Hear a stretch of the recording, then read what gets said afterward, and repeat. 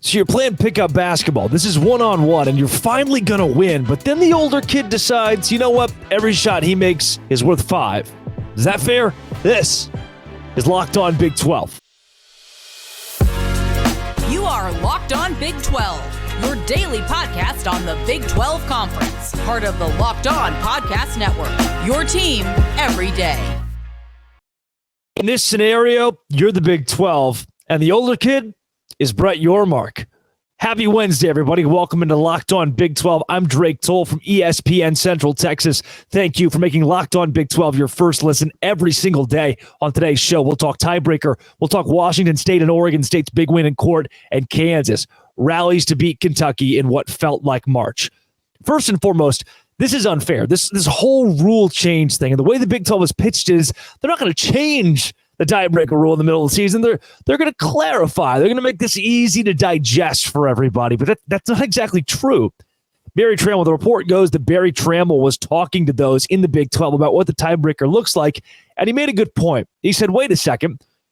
By rule right now, with Oklahoma State, Kansas State, and Oklahoma all tied, Iowa State in the conversation as well.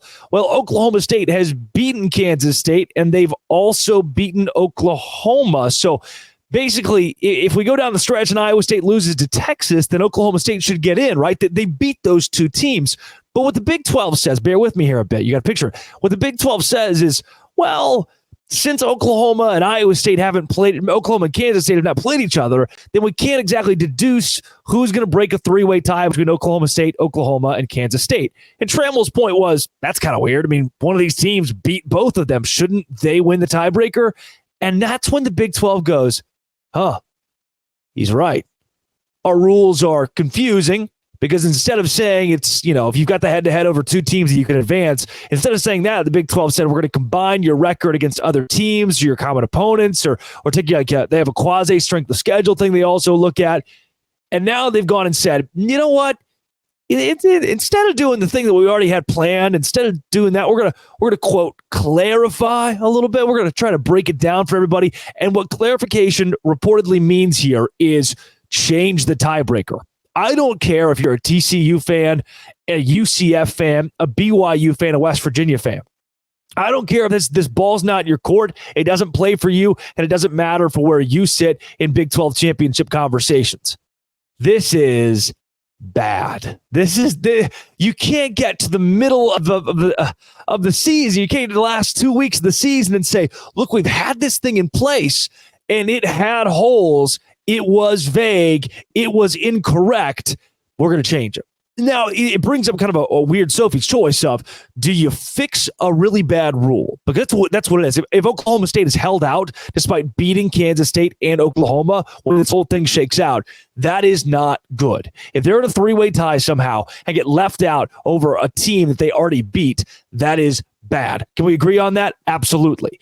But then the conversation becomes, do we try to get something right that was incorrect, or do we refrain from changing the rules at the very end of the season? When the clock's about to strike midnight, we say, "Ooh, let's just kind of mix this around. All right, sweet. How's this?"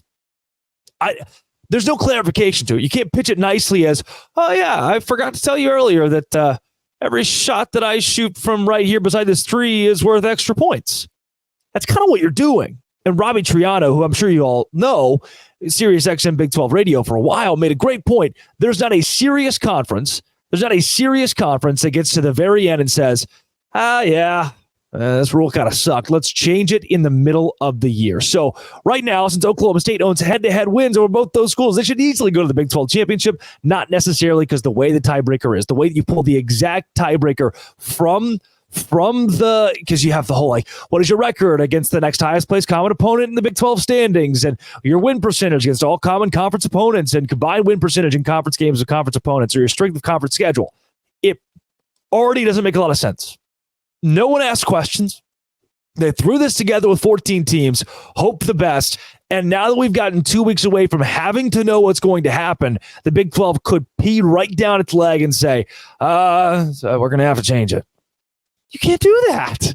You can't be taken seriously as a conference moving forward and say, you know what, this rule we put in place was a bad rule. Yeah, sure it was, but you already put it in place. Everybody is playing with this in mind. Everybody has this in mind. When a conversation with Barry Trammell is what has put you in this scenario, it wasn't hey, the Big 12 has sat down and decided. Here's the correspondence. Here's what Barry Trammell says. Last week, I corresponded with the Big 12 source to get clarification on what that tiebreaker meant. Our exchange kept confusing me, but I eventually was told that because OU and K-State did not play each other, this is per Trammell, OSU's sweep of the Sooners and Wildcats was nullified, which again, we can all agree is stupid. Trammell says, silly, but at least I had confirmation. Then Monday, he was told by the Big 12 that the Saturday night conversation with Trammell caused further discussion of the conference office. So here's how this went. Somebody, all right, Barry, yep, this, and this, and click. And then he sits back and goes, this is a little stupid, isn't it? Hey, you guys, is this stupid? And they all agree, yeah, it kind of is. Well, what if we just said that we were going to clarify the rule and actually changed it? Would that benefit Oklahoma? No. Would it hurt Oklahoma? Probably. It'd put them in a worse spot here. Would it hurt Kansas State? Yeah, probably. Now, should it? Yeah, absolutely, because Oklahoma State has beaten both of those teams. Was it the rule? No. Can you change the rule right beforehand? I don't think so. You can't be serious about it. Changing your rules. So what's worse? This is the question of what's worse. And Football Scoop asked this. I quoted it. Not changing your rules to reward the team that obviously should be rewarded, or recognizing your mistake and changing your rules mid-season. This is the first time we've ever had to deal with this in the Big 12. This is the massive stink that has come with having 14 teams, no divisions, no way to work out how a clear tiebreak, And as we sit right now, the entire rule has a hole in it. You botched this. You botched it poorly. But now, who do you save?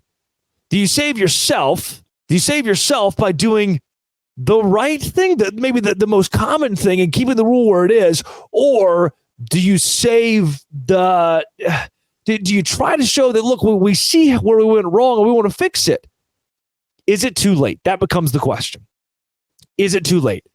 The Big 12 is going to change its tie-breaking rules mid-season. They're going to meet in a conference call today with all the schools, and they're going to look at them and they're going to say, you know what, we got it wrong. I think we're going to change it. That's what I predict. I predict that's going to be the case. By the time you listen to this show, it might already be the case that they've done that. I would be shocked at this point with these murmurs. The Big 12 was like, yeah, we were just kidding. No clarification. Sorry, guys. It was confusing from the start. I wish somebody would have pointed this out. I wish that it wasn't Barry Trammell on November 10th that finally brought this up. But somebody else, could have been me, could have been you, would have said something, because this is stupid. Ugh. This is also coming up. Washington State, Oregon State win in court. But what does that do? This is Locked On Big 12, part of the Locked On Podcast Network, your team every day.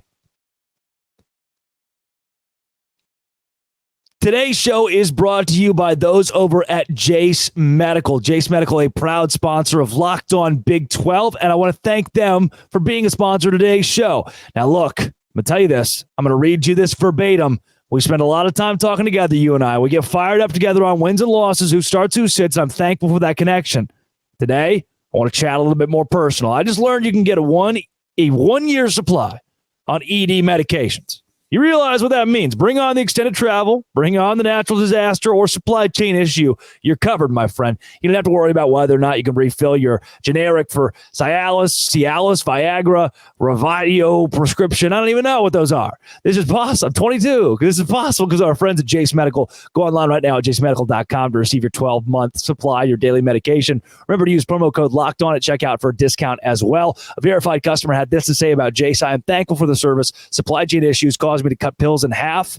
I ordered most of my daily meds with a year supply. I also ordered antibiotic kit. I feel secure now. Prices are lower than local pharmacies. Highly recommend this for everyone. If you or someone you love need to get some peace of mind by having a year supply of any daily med, go to jacemedical.com to see if this offer is for you. Remember, use promo code LOCKED ON for $20 off your purchase. All caps, Locked On.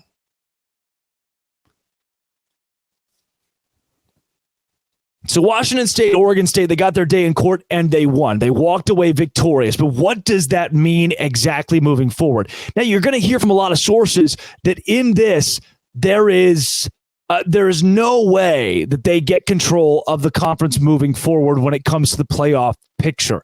In that being said, they won't get $300 million that you and I talked about a month ago.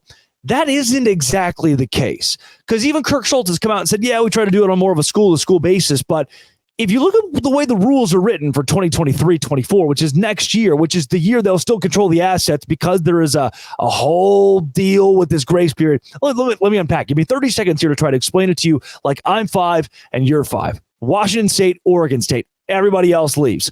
Those two schools say, we want control of where this conference goes from here. No more big board meetings with everybody. It's just us to decide the future of a conference that has just us. The law says, you know what? Sure, that sounds pretty reasonable. We'll give it to you. $400 million in assets this year. You guys decide what you want to do with this moving forward. The NCAA has gifted them a grace period of a few years. They have until 2027 to try to figure out what they're going to do with the Pac-12. And until then, they can still be the Pac-12. Those two teams.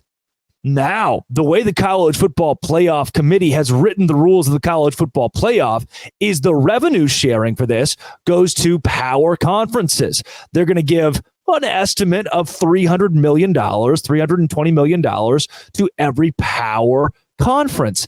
And again, if you're keeping up, the NCAA still recognizes the Pac-12 as a power conference due to their grace period. Who's in that power conference? Washington State and Oregon State. With that, with them being the two members of a power conference, the way that it's written in the rules for the College Football Playoff is the revenue distribution would go in full. That conference would go in full to those two schools. I have not seen any documentation, legal documentation, that says that's not the case. You heard from Ross Dellinger that now the College Football Playoff Committee is wanting to go to a 5+7 format. Again, unpacking, that means 4 power conferences get an automatic bid. The fifth, that 5 part of the 5+7, that fifth team is going to be the best group of 5 school in America. The other 7 are at-large bids. Right now, it's a 6-6 format. 5 power conference teams, the best group of 5 conference team, and then 6 at large. That's it. The 6+6 as we speak. Now, guess what? If we want to go with Dellinger's reporting and say that, okay, now we're going to change it to a 5+7, you have to vote unanimously for everybody to do that. The problem with voting unanimously is that Kirk Schultz, the president of Washington State, is on the College Football Playoff Committee, and he's not going to vote for his school to get the shaft. He's not going to vote for this 5+7. What if he can keep it at 6+6 by rule? What's written right now, his conference exists because the NCAA says it does. They have to let his team in. Now, you at home can say that doesn't make any sense. And you're right. How could you pick from 2 teams? These are just 2 teams in a conference. You can't give one of them an automatic bid. That makes no sense. It's not how that should work. But it is. See, it doesn't matter what I think. It doesn't matter what you think. It doesn't matter what you say, well, okay, well, this makes the most sense. It's not the law. There are contracts signed. There's a legal proceedings that occurred already to establish what the College Football Playoff Committee is. And now further legal proceedings that have established, you know what, of the money, of the voting power, of the decision-making for the rest of the conference, we give all of that to Oregon State and Washington State. Everybody else left. Now, I want to mention this. I do want to mention this. Those teams that left the Pac-12 broke their grant of rights by announcing it before the date where it was legal, right? Before we're going to midnight and saying, all right, see you guys later.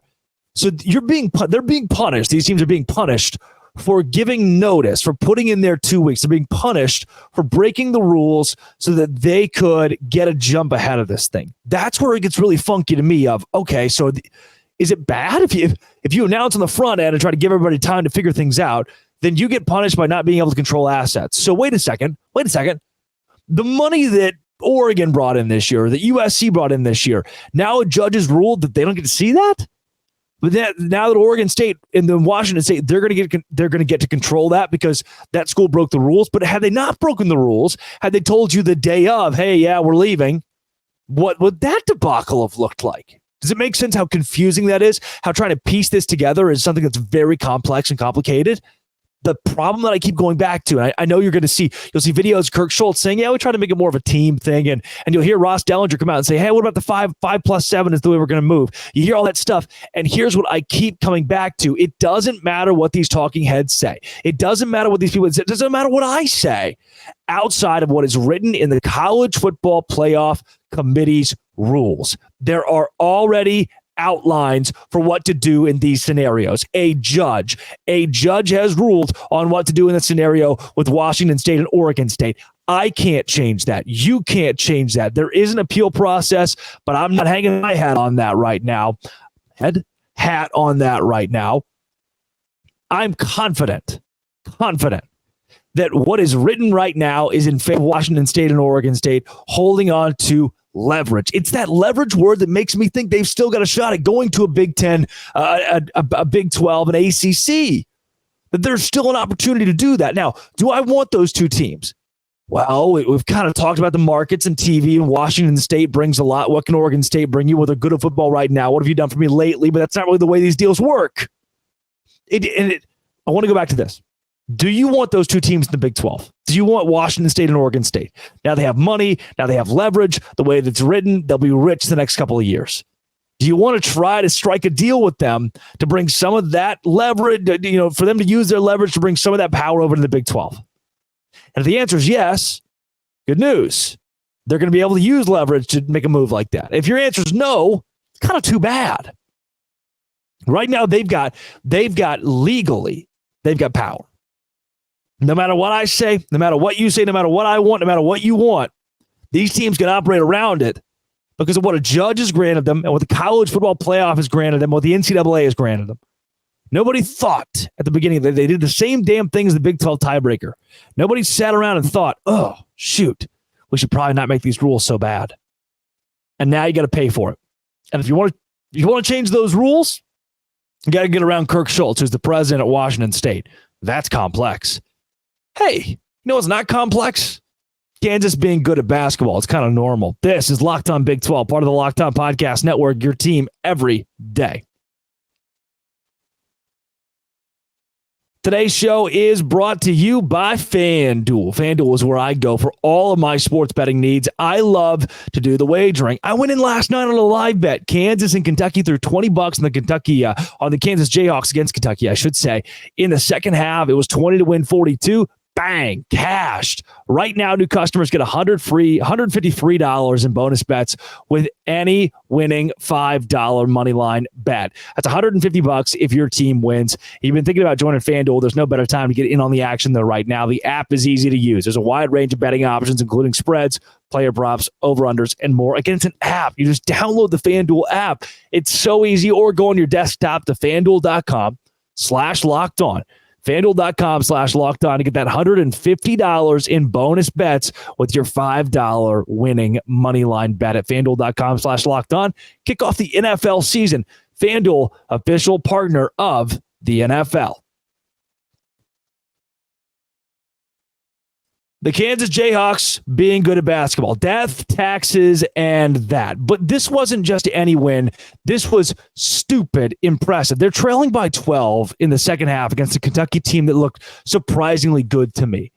I don't know if I was ready for such a youthful team to be so sharp in their first major game this season. I was a little blown away with how they came out of the gate, with them leading late into this game. I didn't know if Kansas could surmount that at the very end. Remember, they're still learning to play. Some of these guys are still learning to play together, but the fact that you have guys like Kevin McCullough out there, I'm not even going to mention Hunter Dickinson first. It's Kevin McCullough. 39 minutes and 59 seconds. That's how long it took. He got a triple-double. 12 points, 10 rebounds, 10 assists. It's only the third triple-double in Kansas basketball history. May I remind you, the man that invented this sport started his coaching career at Kansas. Or I don't know if he started, but he coached at Kansas. Was a bad coach, by the way. This is the first in Kansas history, the first triple-double to feature assist. That's per Rock Chalk blog on Twitter. I use a lot of great follow, by the way, for trying to follow along with Kansas basketball, who seems to be, not just seems to be, they are the team to beat in the Big 12 right now. Kevin McCullough, third triple-double in KU history. DeJuan Harris, 23 points, career high, and 7 assists. He has stepped up nicely into somebody that Kansas is going to have to lean on. And then there's Hunter Dickinson, career high. He just did. We already knew his name, right? The Michigan kid, one of the best players in college basketball. We all already knew who he was. He didn't have to prove anything, but he's gone out and set 2 career highs in the same game. 27 points, 21 rebounds.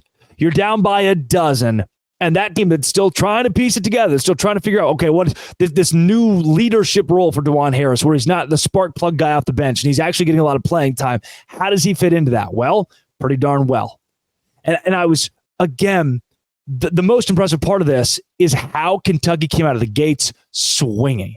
How Kentucky was so good. You hold a guy like DJ Wagner for 1 for 12. You hold him 1 for 12. Antonio Reeves had was 7 for 25. My notes, I circled 7 for 25, 3 for 17 from deep.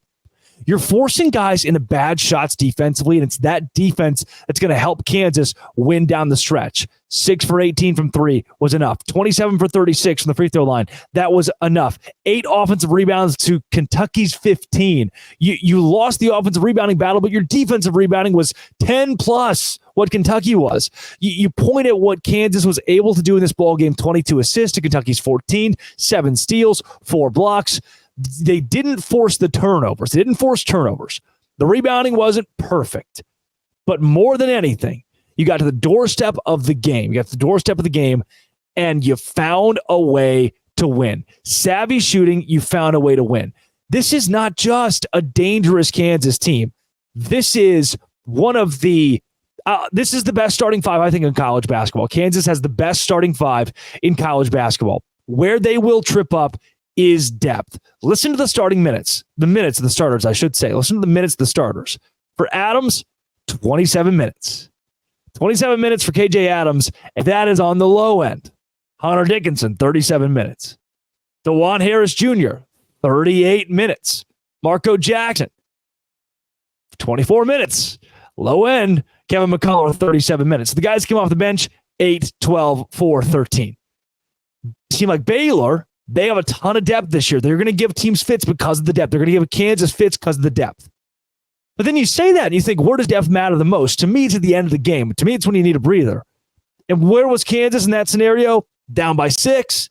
You're at the 5-minute mark, you're down by 6. Now is where you need the depth. No, not Bill Self's Jayhawks. Clutch shooting. Very smart, fundamental, and savvy play down the stretch. And you win a game that, to me, felt like March. You win a game 89-84 that felt like March. Down by 7 at the break. You outscore Kentucky by 12 in the second half. You make the free throws that matter. You get the rebounds that matter. Neutral site. And I really believe it is a Kentucky team that's going to finish the season in the top 10 of college basketball. They're going to be a 2 or a 3 seed, maybe even a 1 seed when the young core, or at least a new core of guys, puts it together. You saw how athletic and stupid good their starting 5 is. Their depth is not great. That's going to be a kryptonite for them as well. But right now, the 5 they had on the floor, I was blown away with Kentucky. As impressed as I was with Kansas, I was blown away with Kentucky, which means that I was doubly impressed with what Kansas did to win this game. There's just, and look, maybe you're not a Kansas fan. Maybe you think they're cheaters and you go, I hate that I'm going to have to listen about Kansas. But look, when a team is good, right? I went to a basketball rival school. And the only reason they're recent rivals is because Baylor was so good.